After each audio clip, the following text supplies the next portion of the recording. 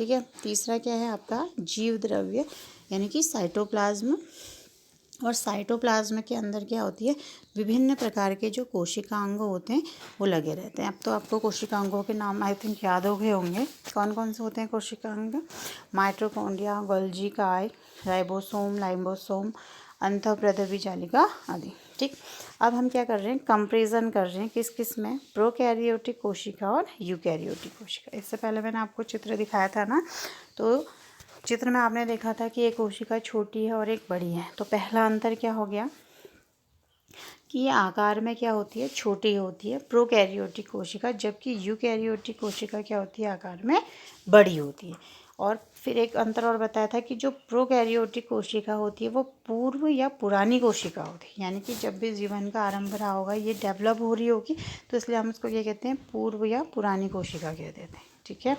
वहीं यूकैरियोटिक जो कोशिका है वो क्या है, न्यू कोशिका है। ठीक है, यानी कि वो विकसित कोशिका है। जैसे जैसे समय बढ़ता है तो हर चीज़ अपने को क्या कर लेती है, डेवलप कर लेती है। तो यूकैरियोटिक कोशिका कैसी है, विकसित कोशिका है, उसमें सारे ही कोशिकाओं में क्या होते हैं, पाए जाते हैं। नेक्स्ट है प्रोकैरियोटिक कोशिकाओं में केंद्रक झिल्ली नहीं पाई जाती है। मेन अंतर है, आगे शुरू में ही बता दिया था कि जिसमें केंद्रक झिल्ली नहीं पाई जाती है, जबकि यूकैरियोटिक में क्या होता है, केंद्रक झिल्ली पाई जाती है। ठीक हो गया। नेक्स्ट है आपका कि केंद्रकीय क्षेत्र अस्पष्ट होता है।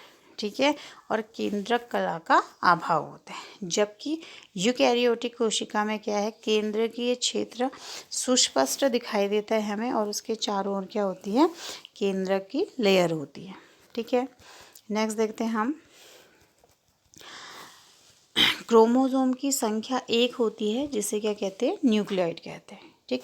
तो अभी हमने आपको चित्र में पीछे दिखाया था कि जो डीएनए है वो धागे नुमा होता है, और उसको क्या कहते हैं, हम न्यूक्लियोइड कहते हैं। ठीक।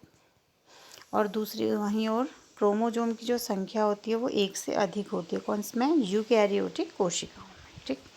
फिर है नेक्स्ट पॉइंट जो है आपका प्रोकैरियोटिक में, उसमें क्या है, कोशिकांग कम होते हैं और झिल्ली में आवृत नहीं रहते।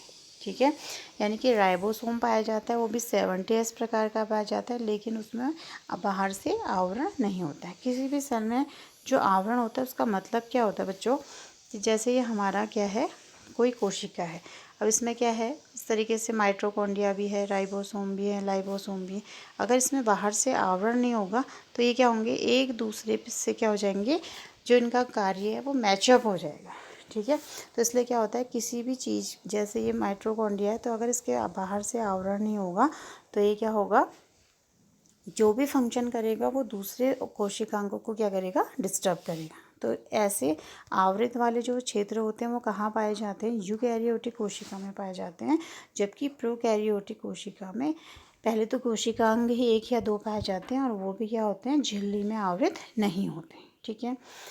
इसके जो उदाहरण